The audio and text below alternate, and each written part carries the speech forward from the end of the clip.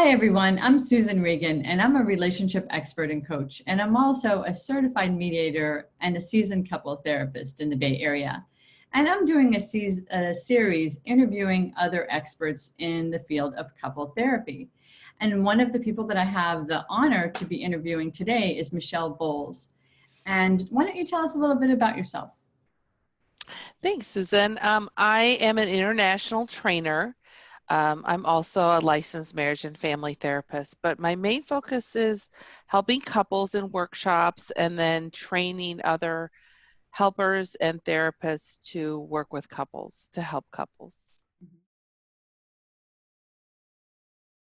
And one of the reasons why I wanted to talk with you is because I feel like so much happens in the couple therapy hour, and that couples sometimes need more than just couples therapy once a week, that they need to really develop skills and techniques and confidence about moving through their relationship and growing and evolving.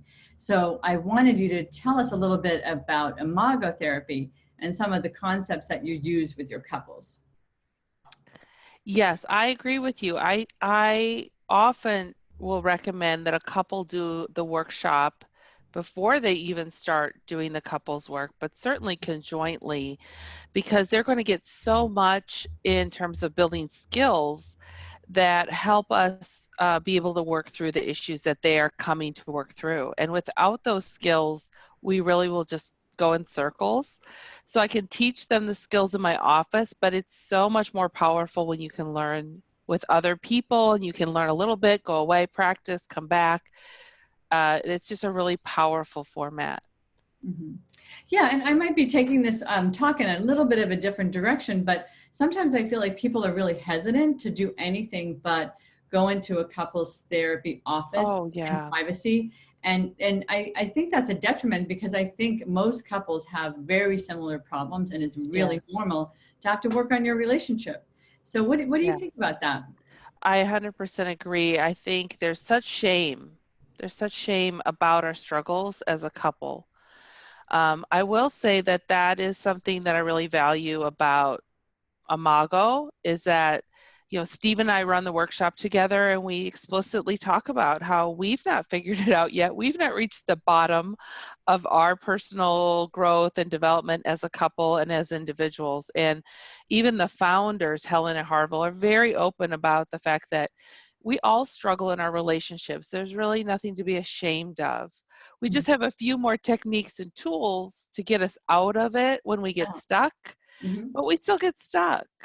And Steve's Um, your partner, and also. Stephen is my partner, yes, and he trains with me. Mhm. We've been doing the couples therapy, you know, with ourselves. We've been in it and learning it, using the tools and live it. And I think that's really important. Mhm. And that's why I think the couples therapy isn't enough, because until the couple can live this, live differently with each other, they're not going to be as successful. It has to be kind of a team sport. It Right, can't right. be So, just, one person learning something new. We have to work as a team to right. change the whole system. Right. So the whole idea is like it's not just the hour in couples therapy that counts. It's also the practicing and everything you do outside in your life to Yeah. really implement some of the new skill sets and the new behaviors that you're trying to learn. Yes. The main tenet, the main theory of Imago is that our past informs our projections, that we can't really create a story about what's going on in the world with other people without referencing the past. And so, but that's all unconscious. Hmm. That whole process is unconscious. And Hmm. so when we have a problem in our relationship, we want to solve it, but we can only solve it based on what we currently know about ourselves and about our partner. Hmm. And one of the big tenets of Imago, which is kind of mind-blowing for couples, is that we are not going to be focusing on solving the problem. We're going to be talking about the problem. And as we talk about it and we work as a team, there are going to be solutions, but we're not going after the solutions, and that's kind of confusing. But I'm going to use the Rubik's Cube as an example. If you've ever played with a Rubik's Cube, when you go to try to solve the problem and you don't really understand how it works, you can get one side all the same color or maybe two sides, but the other sides are all jacked up. Yeah. So when we go to solve a problem, we're only solving it from our position, and it oftentimes creates more problems for our partner. They don't like our solution. And so couples actually escalate and cause more conflict and more pain by trying to solve the problem. With the Rubik's Cube, when you understand the rules and exactly how to solve all sides of the problem, you can do it in about 5 minutes. So what I believe is that Imago has quite a few techniques, and when you put them all together, you are going to solve your problems, but you have to do it as a team. And you have to know the technology, the rules, just like a Rubik's Cube, to solve it. And if you go in there and you just try to mess around, you're going to make it worse. So is it almost like if one person really works on themselves in a relationship, right? Sometimes that jacks the relationship up because it doesn't solve the problem of the relationship. Like there's two individuals working on themselves. Maybe somebody's working more than the other person. And then when they get together, they're still the identity of the relationship, and all the other ways that that change of one party affects another party has to be worked on, right? Has to be looked at. I think it's both and. I think there's individual work that needs to be done for sure. But yeah, I think if you want to have a satisfying relationship, you have to know how to bring whatever is happening internally with you back into the relationship. It has to be part of the process. Otherwise, you're just going to grow further apart pretty quickly. But a lot of couples don't know how to safely talk about themselves and their growth process without it causing some threat response. Right. When one person's growing, that could be scary for the other person. So you have to have all the whole picture working together. Right. In a big process. Because I always think of when I'm working with a couple that the conflict, when conflict shows up, when chronic conflict sort of around the same theme shows up, that it's really the relationship screaming like, we need to change, we need to evolve, we need to develop more skills to be able to evolve. So I agree with you. It's not like solving the problem necessarily as much as it's developing more skills. Yes, exactly. Yeah. In Imago, we say conflict is growth trying to happen.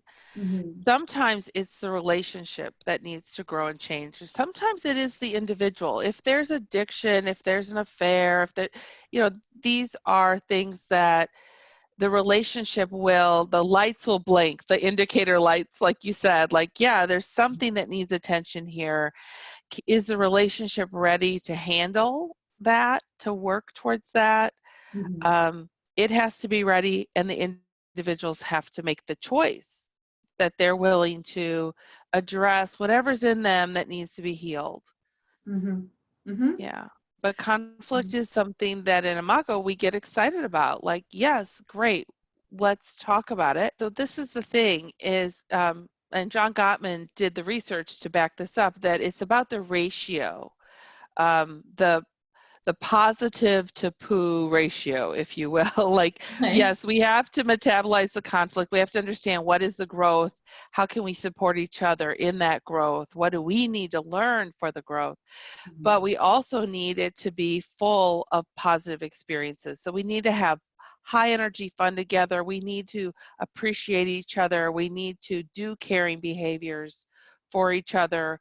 We need to really understand our own individual needs and wants and be addressing those as well, so that the conflict will be in proportion to the good. So if it could be a little conflict, but if there's no good, it's going to seem huge. And if there's a lot of good, it's going to seem smaller. So we really know that we don't actually go to problem solving or conflict management before we've addressed the needs of the relationship and the positives. And again, all of this is counterintuitive to the couple.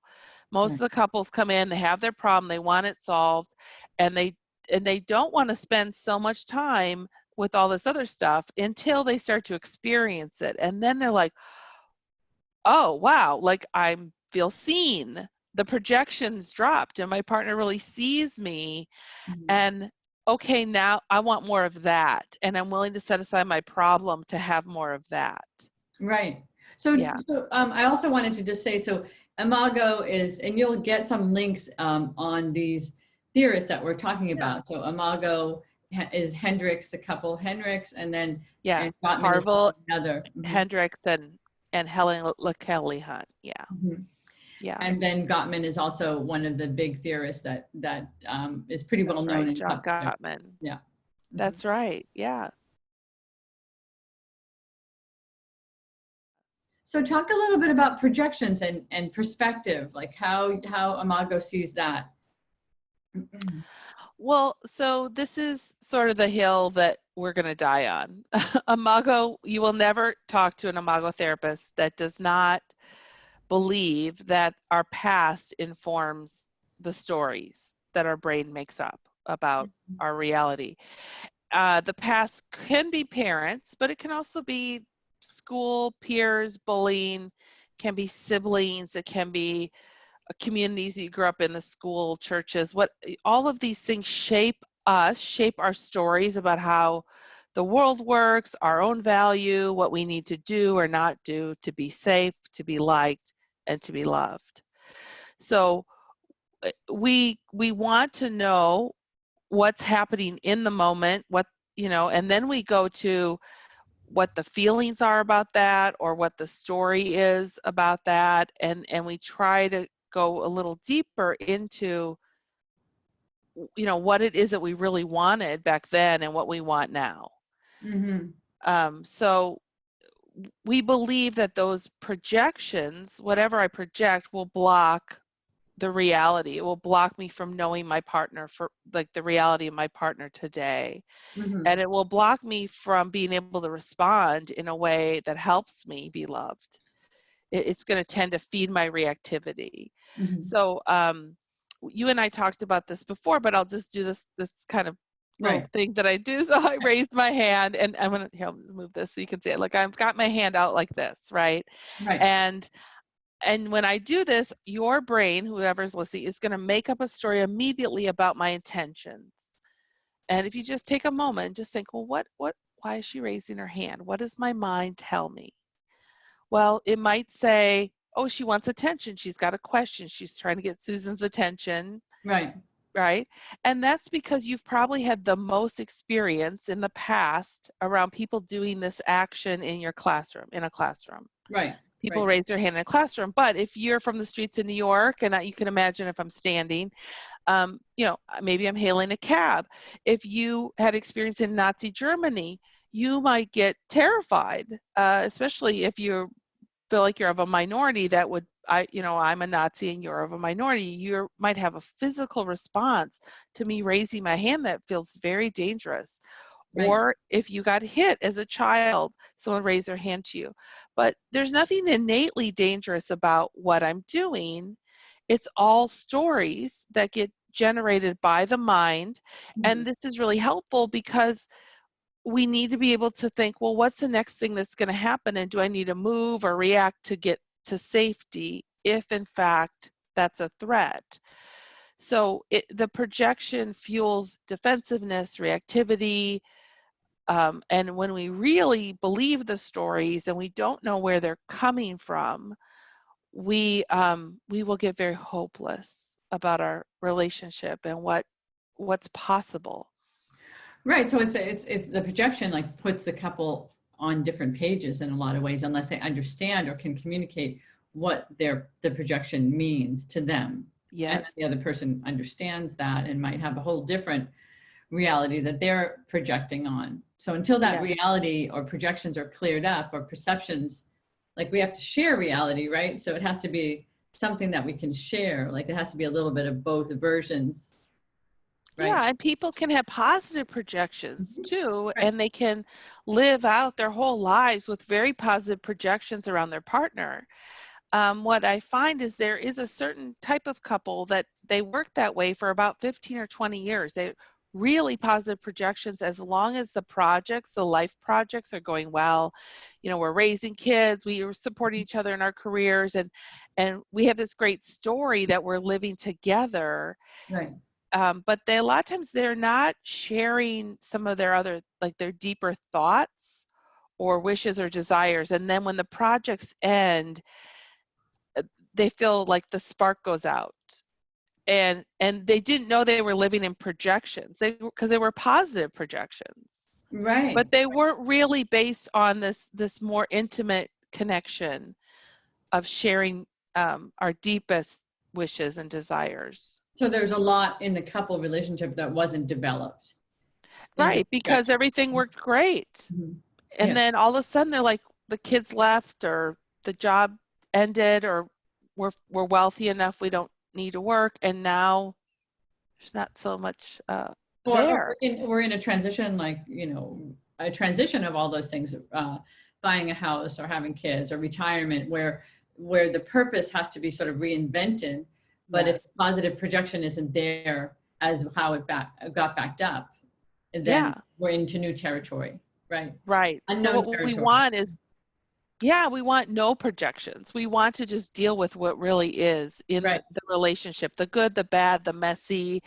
And if we can do that, then we start to have this evergreen romance where, you know, it's a lot more complex, but it's more real than just a positive projection of like, oh, we're great partners and great teamwork and the sex is great, but can we really be there for each other with the messiness? Right. Mm-hmm. Mm-hmm. I like how you're talking about this. I just want to kind of go back to just summarizing a few things. So in order to address any conflict in a relationship, you have to build on the positives first.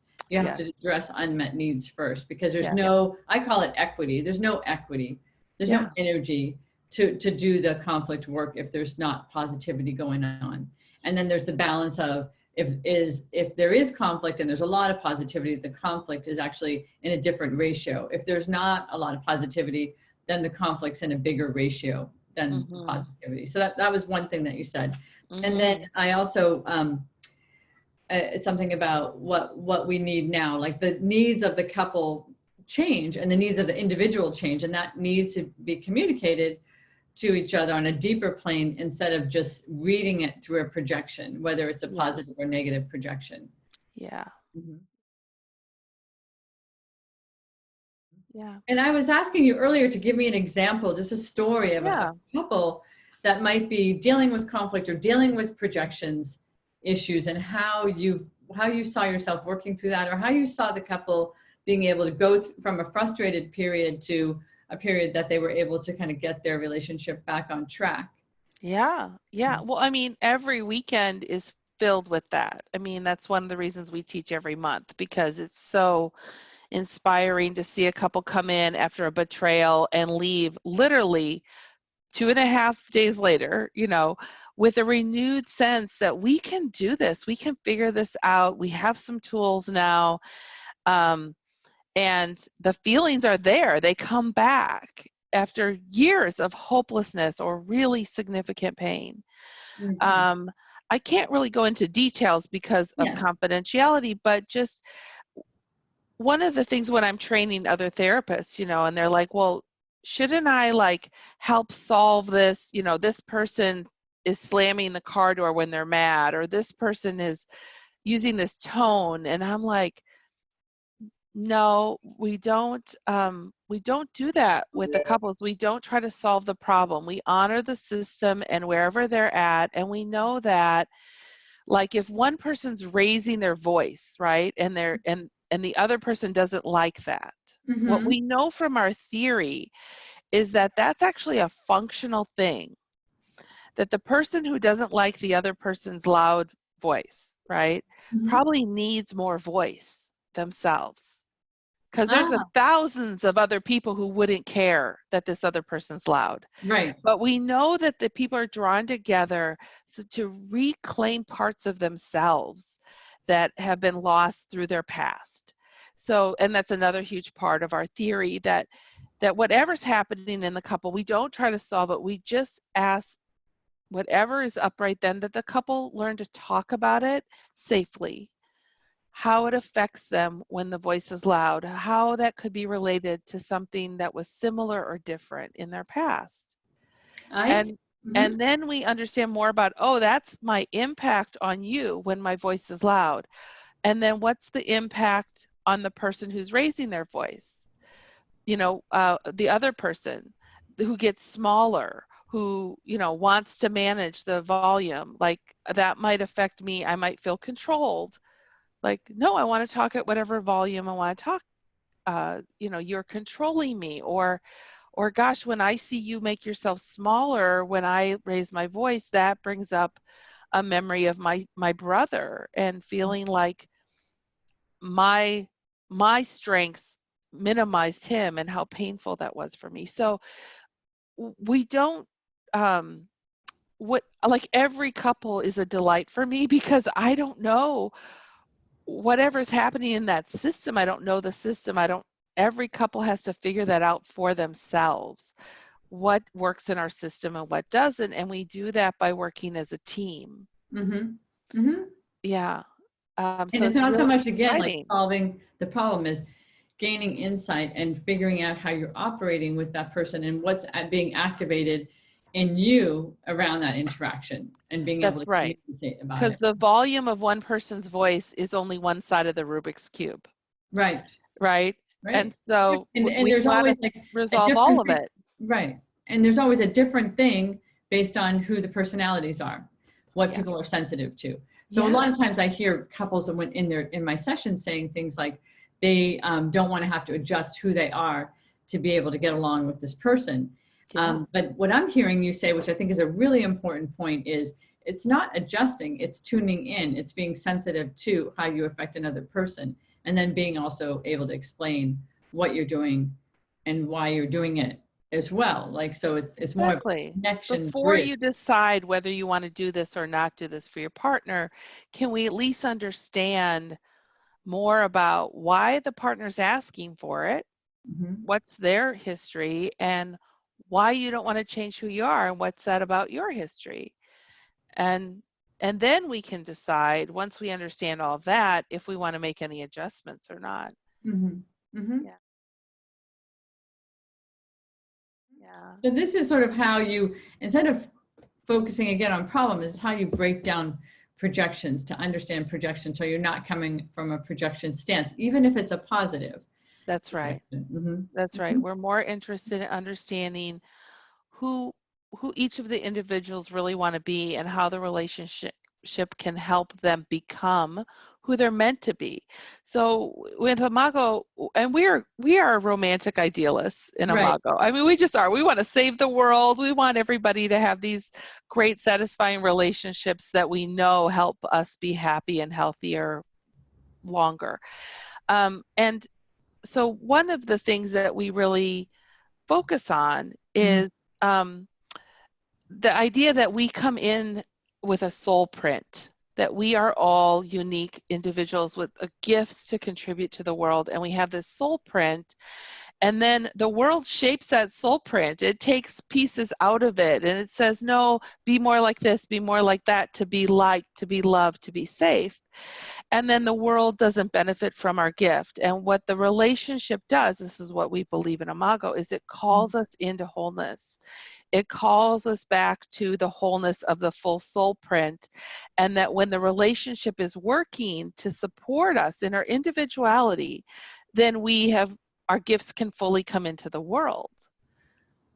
So we really believe that this is going to save the world. I often say, I have no idea what to do about climate change. But what I do know, and I will bet my life on, is that we cannot figure it out if we cannot talk about difference safely with other people. If we can't get past our own projections, we will Mhm. not figure it out together, because it's Right. a team sport.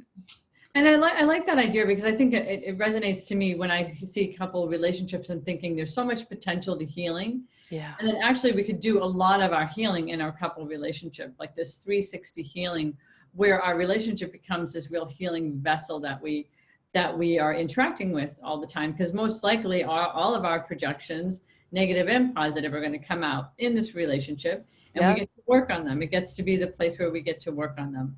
And I know sometimes that really discourages people, because it's the concept of, I have to work on my relationship all the time. And I do think there is that concept of, is it work, or is it like personal development or couple relationship Yeah. development that you have to do in a relationship? Like, Yes. Well, is that there's two things I want to say. I love this conversation. This is Mhm. great. I'm having so much fun. Good? Yeah. That when people say that they don't want to do the, that level of work, I always say, well, you're doing the work on your relationship, whether you're formally doing the work or not. It is a struggle. So, I mean, it's really just about being more efficient about the work, because I mean, in my relationship, we get stuck even when we are at our best and operating on all the cylinders and everything. We still get stuck. We're always growing, So I just say, well, yes, it's a lot of work. You're probably doing the work anyway. Let's be more efficient with your energy. But secondly, that it's the only work worth doing.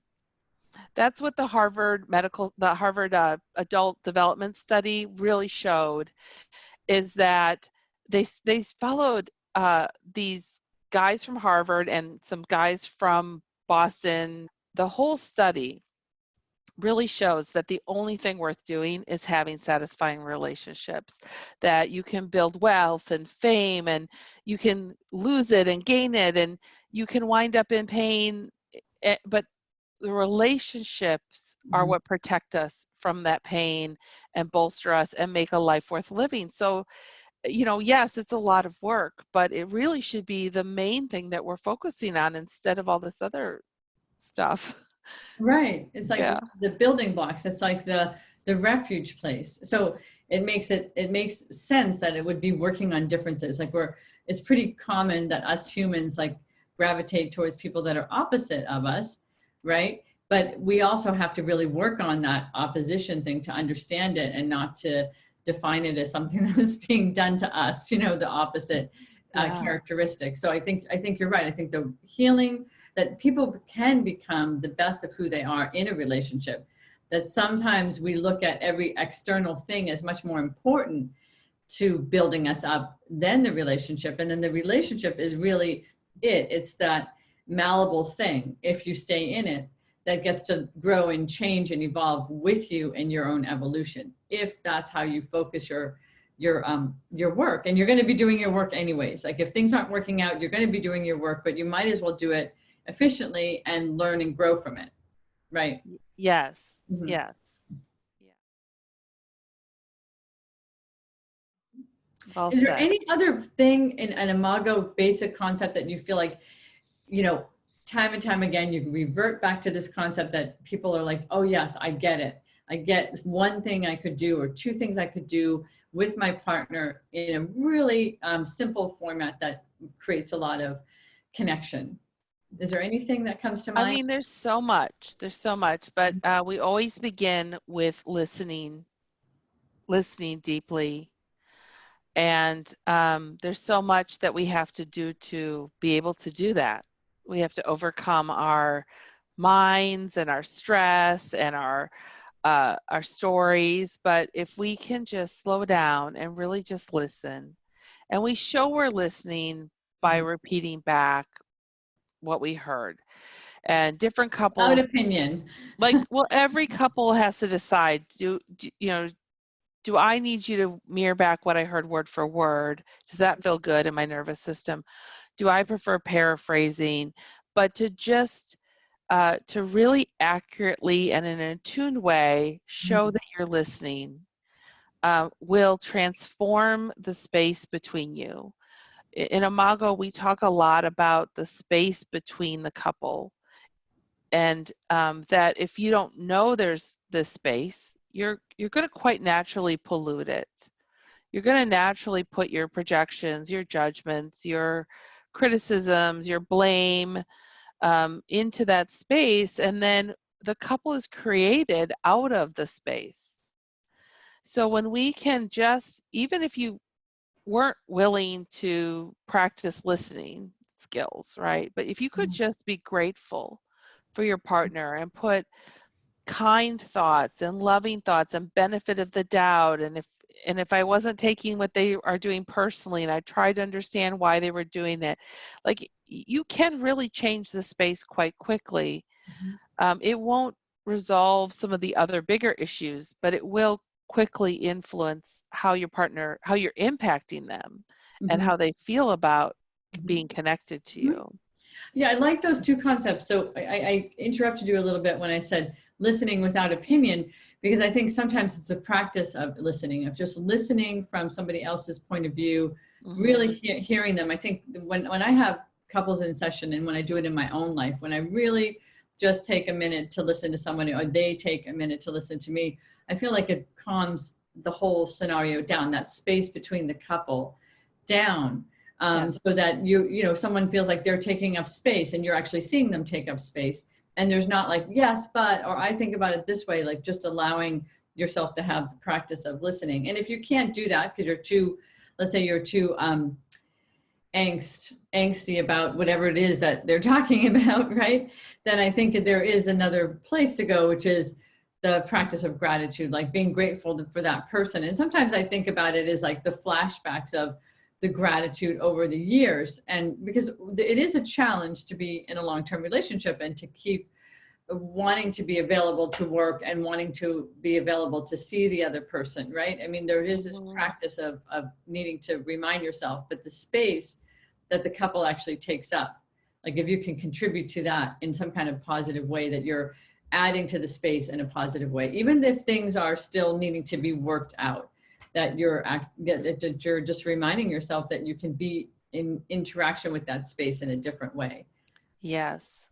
And let me just say that this is a little bit of that Rubik's Cube dilemma, because if I go home, right, and I just mirror my partner and I just listen deeply to them, I might start to have negative reactions about, you know, like feeling invisible, or, you know, it's really best if the couple can come together and talk about how they can both listen more deeply to each other and learn skills together. That, so that we don't get into that Rubik's Cube problem is, you know, yeah, maybe I've dropped my projection towards my partner and I'm just listening to them, but it's really a team sport. Yeah. And it's better if we can agree as a couple to work on our projections together. And that also reduces the shame of like, yeah, we're messy. It's okay. Like, but I like what you're saying, because I sometimes think couples, I mean, people that do individual therapy, which I always think is a great idea when you're in a couples therapy process, that everybody's rolling up their sleeves and really doing the work. But if you feel like you're trying to do all these you know, different engagements with your partner and they're not really understanding what you're doing, or they're not trying to participate, then it can lead you back into that cube again, where it becomes something that you're feeling really dissatisfied again. So you're not going to be able to continue your positive action, right? Yeah, exactly. You just feel disappointment or whatever you feel. There may be 10 different reactions to that scenario, but I'm just saying, I didn't want to just leave it with like, go home and listen deeply, because it's so much more complex than that. And if it was so simple, you would have solved your relationship problems with the Cosmopolitan article years ago. You know, that it's really a whole system. And that's why we take a whole weekend to teach and work through the concepts, because, and even that's not enough. They still have to make that in, like, create that into their lives, live into it. But it's a very complex system that we want to work with, and we want to work as a team together and learn together. Right. And it's really, you know, when you learn with your partner, there's something magical that happens when, you know, that you start to feel like, yeah, we are a team. We are trying to figure this life thing out together. And the relationship is this third entity that we can help it along with, you know, we can make it work for us because we're created out of it, Right, we create it and then we're created out of it, versus like this helpless feeling of what the heck is happening here? This isn't how it's supposed to be. And then the it's so crazy because everyone else is pretending they have a great relationship, right? Which reinforces this shame. So I think it's so important for us as couples therapists to say we are still figuring this out. I mean, Steve and I get stuck all the time. We Right. just are a little bit more on a team-oriented approach of like, wait, what if this thing we're struggling with, we make it both of our concerns? How can we support Right. each So other? the emphasis is on the team sport. Like it takes two to tango. It takes two to heal. It Yeah, takes two to be on the same page about what you're practicing. And that yeah, really needs to be the commitment to being more efficient on working on the relationship, because the relationship issues, problems, even attributes are something that both parties share, right? So it's not just a one-sided thing. hmm, Not one that's right. person is the problem. That's It right. is the relationship dynamic and the relationship possibility of growth that's there. Mhm. Yes. So those, I mean, those are big Imago concepts, and Harville, has said, really, I mean, it could be controversial, that he actually doesn't believe in individual therapy. He believes that it should be through the relationship. Mhm. And I think that's a pretty radical idea. Mhm. But certainly the relationship paradigm needs to be forefront, and it hasn't been. We've been a very individualistic culture.